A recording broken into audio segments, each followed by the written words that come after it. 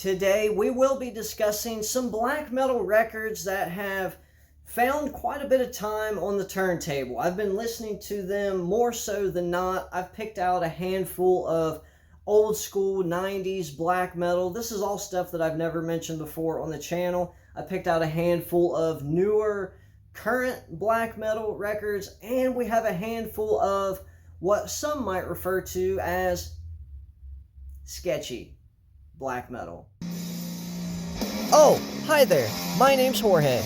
I grew up in the 80s and used to love getting into trouble. I have always been a friend of felines. I take my faith very seriously, attended school at a Christian college, and I've been a music fan my entire life, only recently finding out that I really like extreme metal. And I want to invite you to journey with me on my discovery of extreme metal. What is up, folks? Welcome back to A Christian Collects Extreme Metal. It's your pal Jorge here, back at it again. Thank you so much for stopping by. Yeah, I guess, and I'm not trying to shock anybody. Everybody's going to know, I believe, every single album that I'm about to mention. But yeah, just 3 or 4 old 90s ones, 3 or 4 current black metal, and then we got a few, sketchy too. I think we'll start out with the old 90s ones. Makes sense to do that. Weird that I've never mentioned this before. It's so iconic, De Mysterious by Mayhem. Classic, and I think that's maybe why I haven't. Just been done to death, right? Everybody has something to say when it comes to it, for good cause. I think this is peak Mayhem for me, and I don't think that they've done any better since then. Obviously, they started in 86. I mean, you all know the score, right? They had Total Armageddon, then they had the Death Crush in 87, then they had a live in Leipzig, and in 1994 they dropped this. The songwriting accredited to Hellhammer and Euronymous, but we know Attila came in, did the vocals. Just a great album. I remember the first time I listened to Freezing Moon. Everybody was saying, that's the one you got to check out. Funeral Fog, but Freezing Moon. Everyone likes that one. So I listened to it, and I thought, for the first 2.5 minutes, I thought, this is a great death metal song. 90s Norwegian death metal. It sounds great. And then after the 2-minute 30 mark, that's when the real razory black metal guitars and then the shrieking vocals comes in. But up until that point, the beginning of the song, to me, I mean, let me know if I'm wrong, but it really has some death metal influence. And I think that's how it was with a lot of these early albums, especially, Blaze in the Northern Sky had some death metal riffs creep into that one. Even Finnery admitted that himself. But yeah, they're still trying to figure out their way and trying to perfect the sound. It makes sense. So yeah, great album, De Mysterious.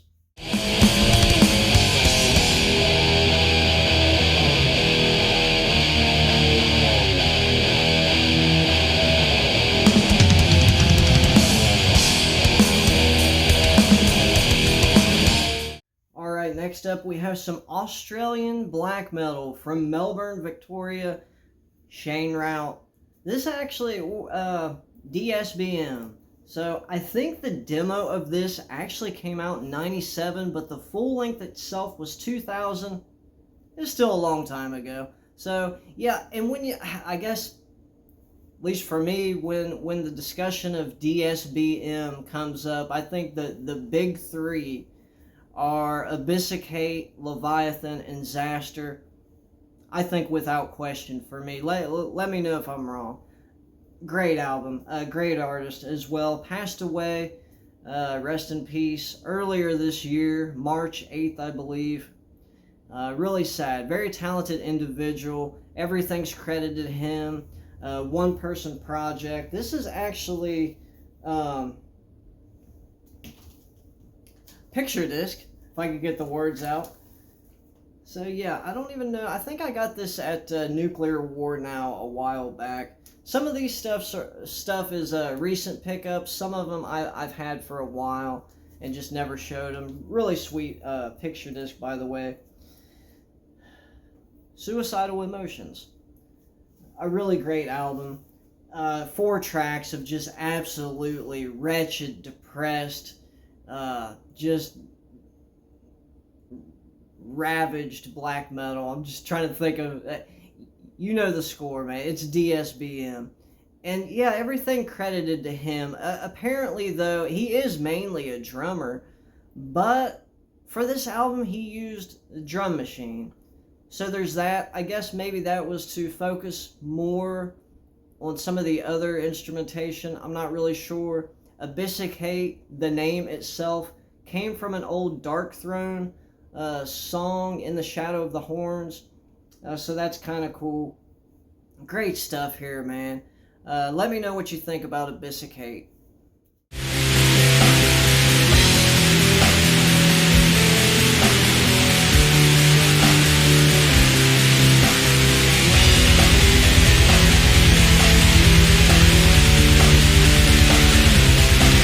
This next band started in 1993, Vienna, Austria, and came out with Invoke the Dark Age, 1994. Actually, in 1995, they would come out with From the Twilight Kingdom, which I guess it depends what day of the week it is, but man, these 2 records, right? This band has a lengthy discography, still active, still putting out great metal. Man, this one is just incredible. It's so raw, and there's something about, just the attention to low end that this band focuses on, that's really sort of almost heretical in black metal, but it's so enjoyable, just bass heavy. I mean, it just thumps and hits so hard, but it doesn't take away from the sort of serrated edge of the, razory guitars. Great stuff, man. A lot of great tracks on here. I guess my favorite would be Weeping Midwinters. I think a lot of people point to that one. And then, from the Twilight Kingdom, I think this is a little bit more refined. You could say, at least in my opinion, they're doing some different stuff. It's all very enjoyable. I mean, you can't go wrong with Abigor. Just a beloved black metal act for good reason.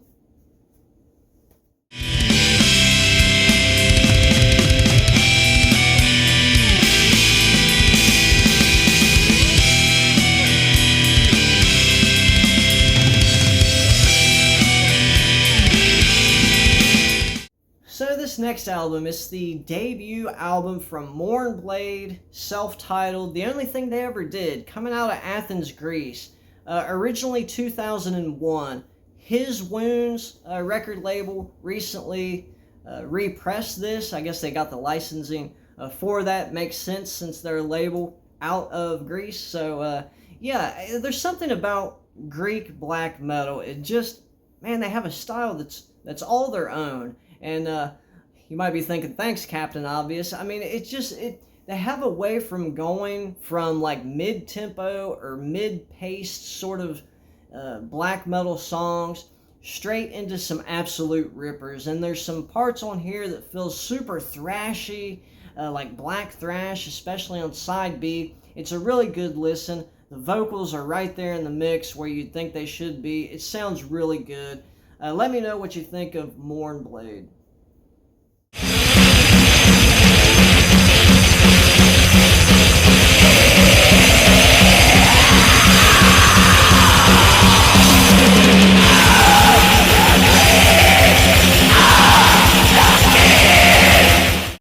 Moving now into the current black metal albums. This is an album that I've been searching for a very long time. If you've been a viewer of the channel for a while, you'll know that. And we're talking about Starcave Sukta.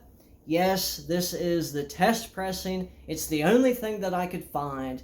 And man, I've been playing this thing to death. It's weird how Danny does these sort of the test pressings. Like that's it. There's no track listing or anything like that. I guess it makes sense for being a test pressing. Nothing special, really. Just plain Jane black vinyl. A typical label for what he does for the test pressings. Dude, and I got this for a really good deal from just a really reputable seller. A really good deal. Actually, I probably got this cheaper than I would have the normal pressing if one were to ever come up for sale. Anyway, man, the guy behind this project, he's obviously involved. Actually, both of the guys from this project involved with some other great bands. Carrie, never know how to say that. Cosmic Church. I mean, just some great stuff, man. But, this is very hypnotic, repetitive guitar work, and that's the focus. The focus is hypnotic, repetitive guitar work, right? The vocals are like back in the mix. The drums are just complementary. It just makes so much sense, and it sounds so good. I could listen to this thing over and over. Star Cave Sukta.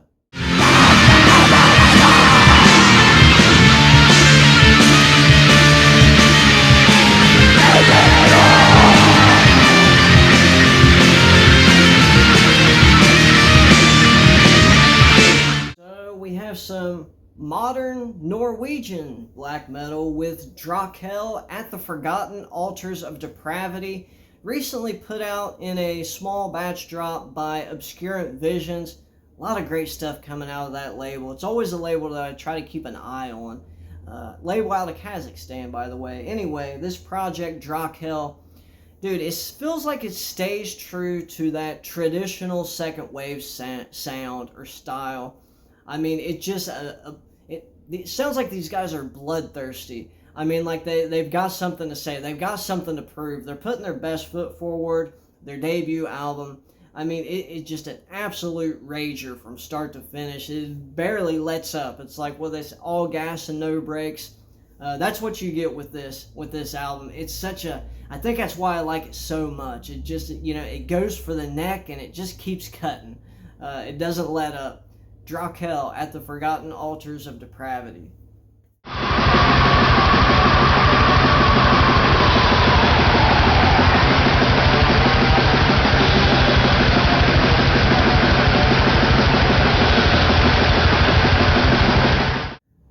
More modern Norwegian stuff. This album actually came out last year, and this is a Gendad album. I've had it for a while.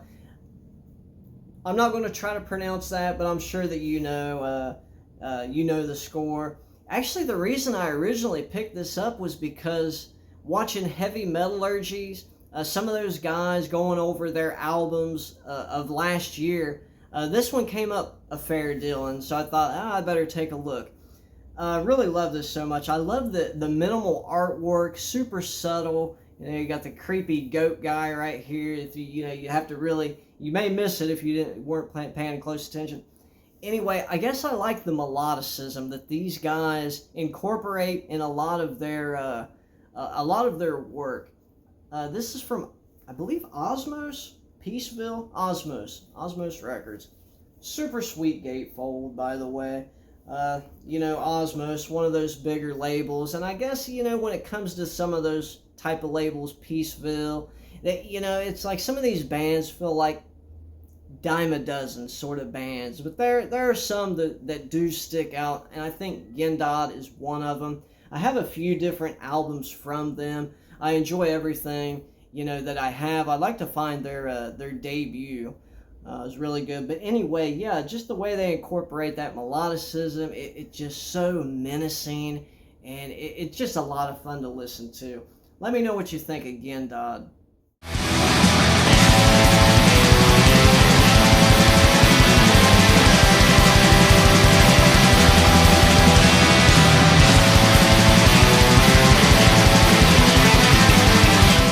So we're moving into the controversial albums, and I don't know, it's just, I guess it's subjective. For me, when it comes to this sort of topic, these albums, it's just a case-by-case basis. I'm one of these guys, for the most part, can separate art from the artist, but, there are some that I just, try to give you some examples, like some of the Peste Noir stuff, great music.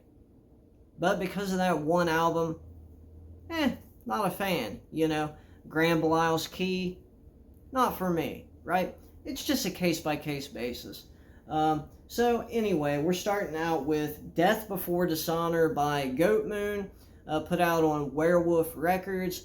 So this was the original raw, rough cut recordings, right? So they have the Death Before Dishonor that with the different cover art that I think most people are familiar with, and then recently they came out with this record, which is the more primitive sounding recordings of this specific album, and it sounds more fitting in my opinion. It sort of matches, in my opinion, this gentleman's style, his project, and obviously he has several albums and sort of evolves beyond this right here, but it's kind of cool to see his initial start and just sort of the roughness of that. So yeah, Death Before Dishonor.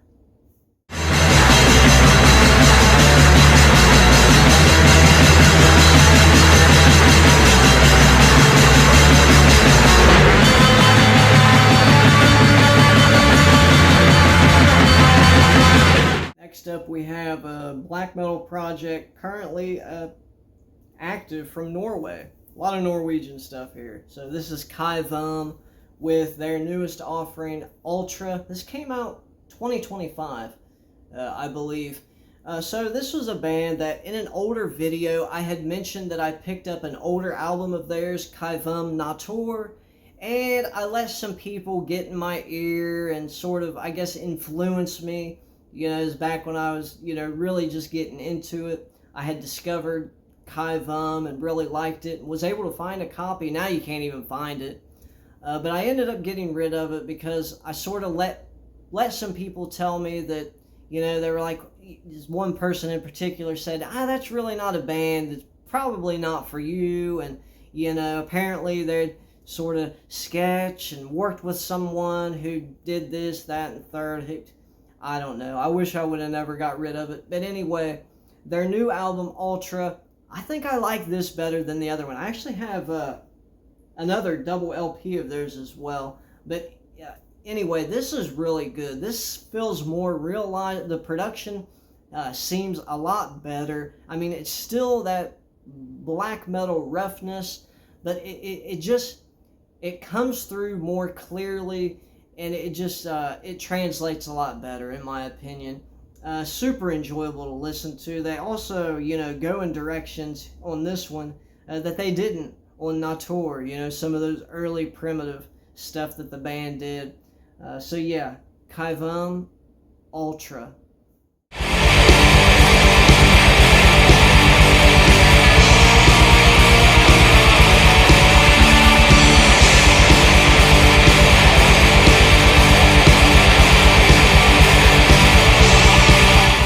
So this next one was put out by Azrar, and it is a split between Atesh and Einsatzgruppen. So pretty well-known, controversial artist. I'll probably have to blur out this one image. It's actually, you think it's the one certain symbol, but it's actually not. When you look closely at it, that's not what it is. Maybe there was some editing. I'm not really sure. Anyway, Swift Silent Vengeance. So this is each project, Atesh as well as Einsatzgruppen, just one-person black metal projects. I don't know really much about Atesh. I heard that it was the guy from Tour de Garde. This is his project. Then I've heard it was actually the guy from Azrar. That's his project. I'm not really sure. But I do know that the other gentleman, he says that on another one of his records in the inserts, that it's he started the project, I think, in 2018 when he was in active duty with the United States Marine Corps. So this was a black metal project that he had started. Anyway, yeah, it's I could see why some people raise an eyebrow to it. Like I said, actually I didn't say this, but I will now. I don't think it's as black and white as some people make it out to be. I think there's quite a bit of nuance. Take for instance Ifernac, right? So, his albums are banned on eBay and Discogs, at least Discogs, I'm pretty sure. He even made a song at one point sort of ridiculing the people that was calling him, certain anti this or anti that. And he got a lot of flack. And when it come down to it, it is really just he was prideful about his heritage, stuff that had been, I guess, stripped away from his people group. And it just desires that it not be lost, that tradition not be lost. So, I mean, there's just quite a bit of nuance when it comes to a lot of these projects, and it's just not as black and white as what some would make it. Anyway, this is a super crazy split between these two artists because, I mean, it just goes for the jugular. Just some crazy stuff. Some sort of standout tracks for me would be on side B, this gentleman's project, Isid's Group, and Hunter, and then Summary Execution. Just some absolutely brilliant stuff.